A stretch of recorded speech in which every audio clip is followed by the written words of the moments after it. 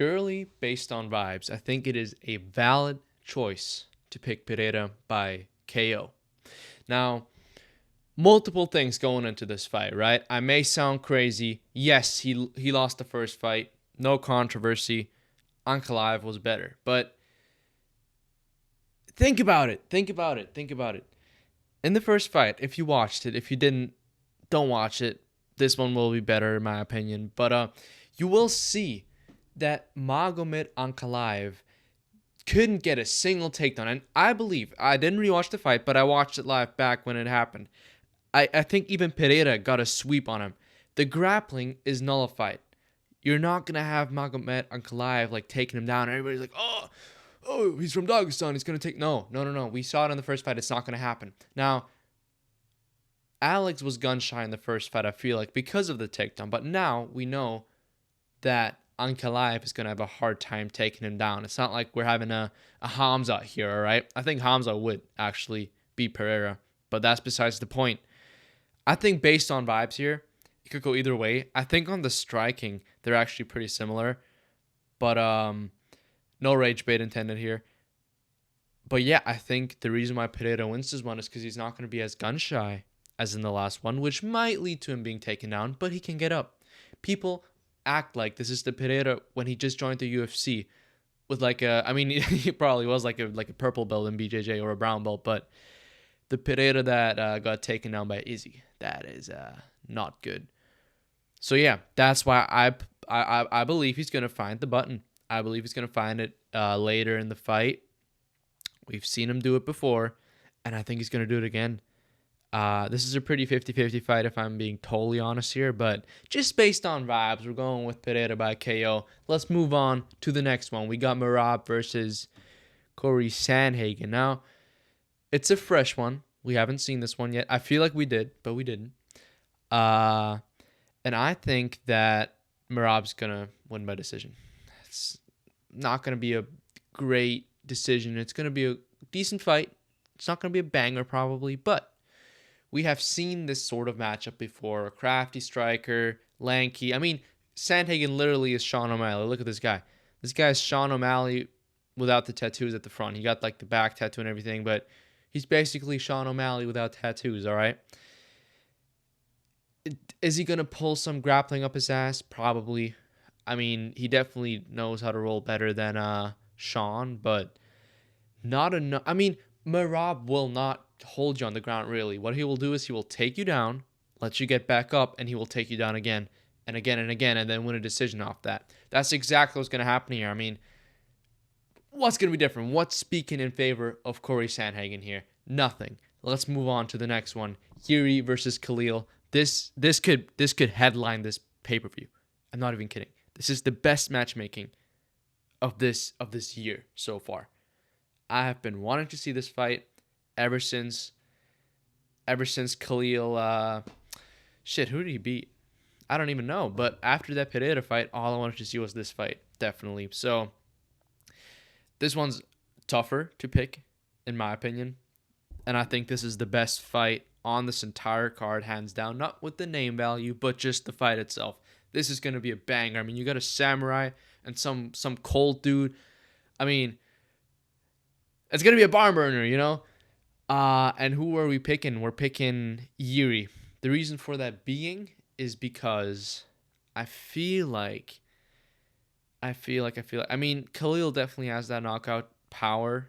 Yuri's chin has been kind of cracked, but he's fine. I mean, let's just be honest. You know, that Pereira fight it happens. You know, you get chin sometimes, but I think what will cause the problems here is Yuri's range and his unorthodox style. But I also could go Khalil Roundtree just because we've seen full prime Muay Thai Khalil Roundtree, and I think if you go in a full striking match, I mean, are you actually going to see Yuri shooting a takedown? Do you envision that? Think in your head. Ask the magic sphere. Is Yuri going to shoot a takedown? No. That will be a negative bet. If you make a bet that there's going to be one takedown by Yuri in this fight, you're actually retarded. So, if it's going to be a striking battle, I feel like the style of Roundtree is just going to be superior. just because he got that like Muay Thai nailed down. And if we just put one and one together, we find out that Muay Thai works best when it comes to striking because it's the most complete striking art, and the stance is the most optimized for striking with all tools. So I see why you could pick Khalil here, but Yuri is just so weird, and I think just by having autism, he's gonna somehow find a way to win this. This is an educated guess, if I may say so. So we're going Yuri on this one. I'm excited to see it. I'm excited to break it down. It's going to be a war. I don't think the last Khalil fight was that good, to be honest, but it is what it is. I think it was just a matchup thing. This is different because Yuri is not going to do the little plotty 400-pound walk that Jamal Hill did, I don't know what that was, but that was not a professional performance. We got a Uruguay from Lord of the Rings with dynamite in his hands versus the guy that Topuria fought in his debut. Yeah. I'm surprised this guy made it to the rankings. That's cool. I saw him back in the day. But pretty interesting fight. So you're never wrong picking Josh Emmett by KO. That's just, he's going to wing an overhand, and there's a 20% chance it lands, and if it does, well, that's it. What are we going to do? But on the other hand, I feel like the grappling really favors Zalal here, because, hear me out, we all saw him fight Ilya Toptani back in the day, or if you didn't, I recommend watching that one, and it's a really, really good display of Ilya's grappling, because we've seen him kind of morph into a striker in recent time. Zalal did get submitted, and he did get ragdolled, but his submission defense was so great in that fight. Like, you can lose and look good. You know what I'm talking about? Like, you can lose a fight, and you can get kind of ragdolled, but you can look good.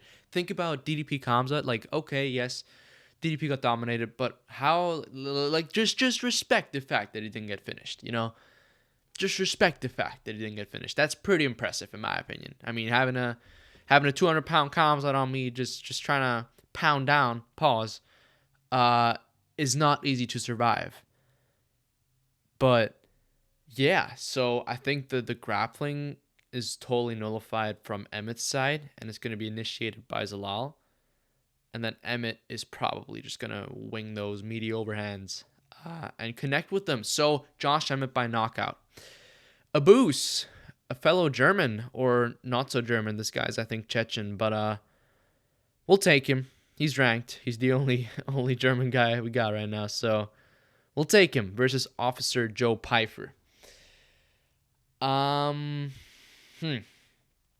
think Joe Pyfer will win this one because Abus always gasses out after the first round, and he has not improved his game. He is such a great first round fighter.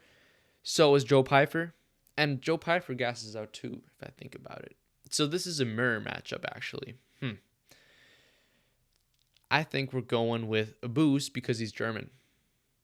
Yes, that is a good pick. We got Francis Ngannou versus some not unlocked character. Well, it's a pretty easy one. I don't even know who the other guy is, but it's going to be Francis Ngannou. Look at this dude. According to the stats, this guy is 6'4". He's a middleweight. Like, does that register? This guy is literally built like Francis Ngannou. He is apparently, which I don't believe it is true, but he's apparently the same height as Francis Ngannou. Looks like this. Knocks out everybody. This is Francis Ngannou at middleweight, which is not supposed to be a thing. Francis Ngannou belongs in 2 heavyweight, and so does this guy. Holy shit. Pretty easy to pick him. He's even from Cameroon. This is Francis Ngannou, bro. I don't know how this guy makes middleweight. That is not a good weight cut. We got a couple of blockheads on here. Shablablazin versus Munitz. I don't know. Some dudes with a beard. I don't know any of them. Oh shit, Patchy Mix. This one might be relevant. I think because he's fighting another not unlocked character, I'm gonna go with Patchy Mix. I mean, he's a Bellator champ. He looked shit in their rankings against Mario Bautista, but we'll have to go with Patchy here. Got to put some respect on his name. He's not. I mean, he looked shit in his debut, but we gotta give him some respect. The rest of these people. Oh shit, this is Paige Van Zant's husband, I think. That's fun. Yeah, I'll give him the loss just because he has shitty tattoos. And apart from that, there's nobody really on this card that's worth talking about. So that's the predictions. We're gonna see how this hits. Definitely gonna have a blast with this one at Buffalo Wild Wings, and I'll catch you guys. Goodbye. There we go.